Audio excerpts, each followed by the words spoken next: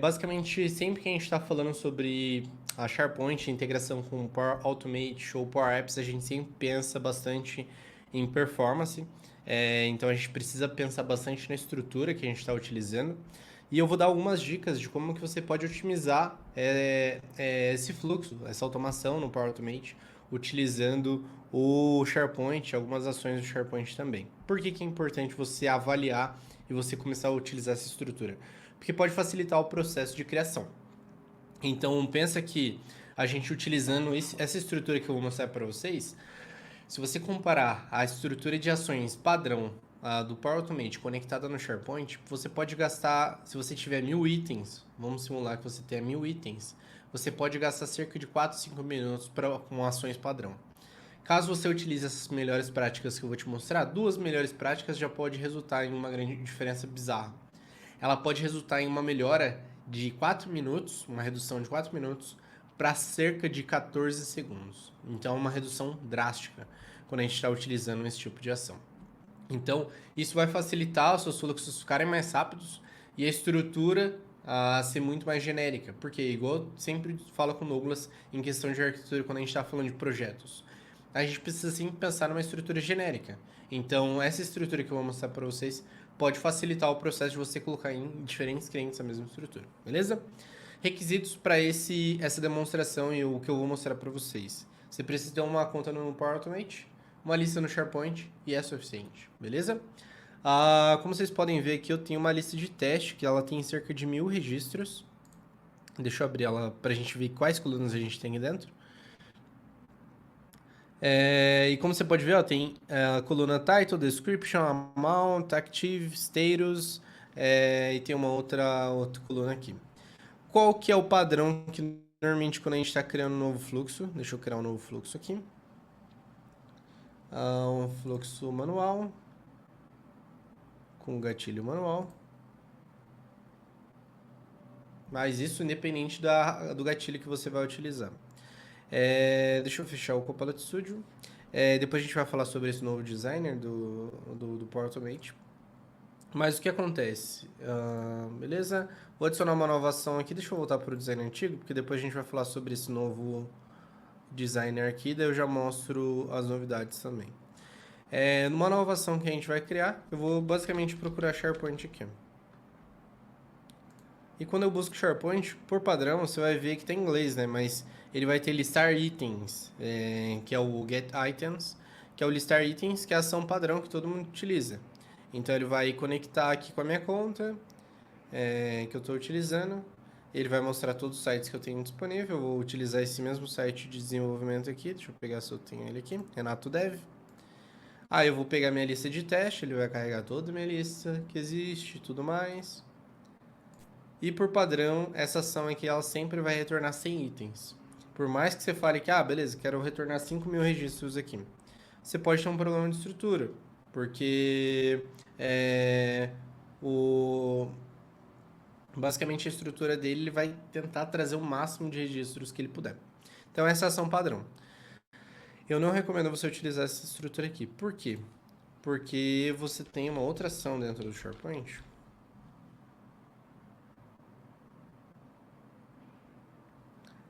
que é chamado HTTP.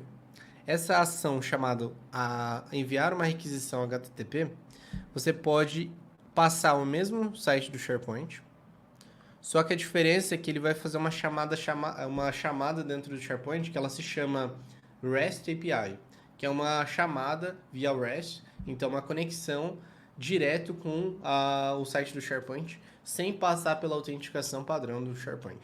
Qual que é a diferença? Essa ação padrão, por trás tem um código, um conector da Microsoft, que por padrão ela está fazendo uma chamada de toda uma estrutura e tal, para conectar com a lista do SharePoint. Quando a gente está utilizando essa ação REST, que é uma chamada HTTP, ele está chamando direto do SharePoint, porque ele já garante que essa conexão que você tem, ele já faz direto no SharePoint, como se fosse uma conexão de API. Então, qual que é a estrutura aqui? Como você pode ver, ele está sempre passando API, underline, API, web, lists, get, by title e o nome da lista que você está utilizando. Essa função REST, você não só tem a opção de pegar os registros, mas você tem a opção de criar registros, fica muito mais rápido também. Criar registros, você passa as colunas que você quer criar. As colunas que você quer atualizar, por padrão, quando você está atualizando um registro dentro do Power Automate conectado com o SharePoint, você obrigatoriamente tem que salvar várias colunas. E se você tiver colunas obrigatórias, você vai precisar passar todas as colunas obrigatórias. O que acontece é quando a gente está fazendo via REST, a gente consegue atualizar algumas só que a gente queira. A gente não precisa atualizar todas que tem, mesmo porque algumas elas já possuem valor. Você já criou porque ela tem valor obrigatório, às vezes ela já tem valor salvo ali dentro. Ao invés de você ter que buscar o registro para não sobrescrever uma coluna, e às vezes acaba sobrescrevendo, você pode utilizar a função REST também. Como eu disse, tem a função de buscar dados. Eu estou usando esse get, né? Mas eu vou buscar só uns registros. Mas tem a informação, tem a opção de você adicionar registros dentro do SharePoint, seja lista, seja documento. Tem a opção de você fazer post patch, que é para também criar e atualizar, dependendo da estrutura que você for utilizar, e delete para você deletar um registro. Lembrando, tem documentação da Microsoft para isso, só você procurar como REST API Se você SharePoint. procurar por REST API SharePoint ou OData, OData é o nome da fórmula que você vai usar para poder fazer essas consultas. É um recurso muito bom, cara. E é um negócio bem de muito tempo atrás. Acho que o Maurício até comentou aí. Fiz um case de integração de SharePoint 2020 de um meetup com a gente. Ó, no SharePoint, Maurício, você que já trabalhou com SharePoint, esse aqui é top. Recurso top para deixar o SharePoint. Fica muito rápido, muito rápido. E como que você vai fazer essa conexão? Basicamente, eu vou pegar a estrutura do meu site aqui, vou colocar a barra, underline, API, barra web, barra get, by title. Você passa, abre parênteses, aspas simples, e você passa o nome da sua lista. Nesse caso é teste. Eu passo barra items, que são os meus registros. Então essa estruturinha aqui, ó. Opa. Underline, API, barra web, barra get by title, passa o nome da sua lista ou da sua biblioteca, barra items, que são os registros que você vai obter. Se eu der um enter, deixa eu ver o que está faltando aqui.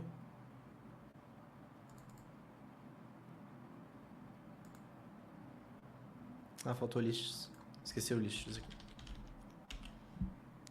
Então faltou lists aqui, ó, na chamada. API, barra web, barra lists, barra get, by title. Passa o nome da sua lista, barra items. Ele vai trazer todos os registros aqui. Como você pode ver, todas as informações aqui. Renato, não quero trazer tudo. Por quê? Tem muita coluna no SharePoint, created by, modified by, que são colunas que a Microsoft está salvando, mas às vezes a gente não quer utilizar. O que você faz para definir? Você coloca um ponto de interrogação, cifrão, coloca select e você passa o nome das colunas importante, nome interno da coluna. Não é o nome de criação, o interno da coluna do SharePoint. Não é o nome que está de exibição. Então, se tiver com acento e tudo mais, abre na lista SharePoint e vê o nome interno. Eu quero pegar o título, que é o title. Quero pegar também description, que é um outro campo que a gente tem, sempre com vírgula, separador de vírgula. E a amount. Dei um enter aqui, ó, como você pode ver, ó, reduziu bastante as informações. Por quê? Porque justamente traz muita coluna que não tem necessidade. Não faz sentido eu ficar trazendo coluna que não tem necessidade. Renato, quero trazer mais que 100 registros. Como que eu faço? Você vai lá e coloca aí comercial, cifrão, top. Quero trazer os últimos 100. Ou não, quero trazer os últimos 1000. Aí isso vai depender da chamada que você quer fazer, entendeu? E você viu, ó, rapidão. Totalmente diferente de uma ação do SharePoint. Se a gente fosse fazer uma ação padrão, provavelmente essa velocidade não ia ser considerada. Provavelmente ia ser muito mais devagar. Vou copiar essa estrutura depois do barra site. Vou colar aqui dentro da minha ação do SharePoint. Às vezes eu preciso passar a header. Normalmente não precisa. Vou salvar aqui só para executar e mostrar para vocês a velocidade.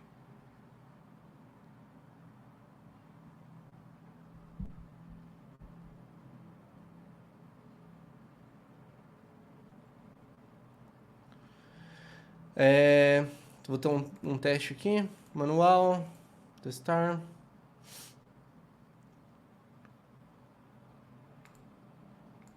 Vou rodar o fluxo aqui, ó.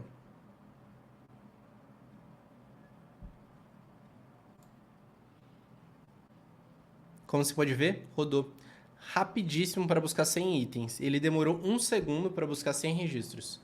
Ah, Renato, mas e se eu precisar fazer filtro? Você pode fazer filtro também. Coloca um e-comercial aqui, ó.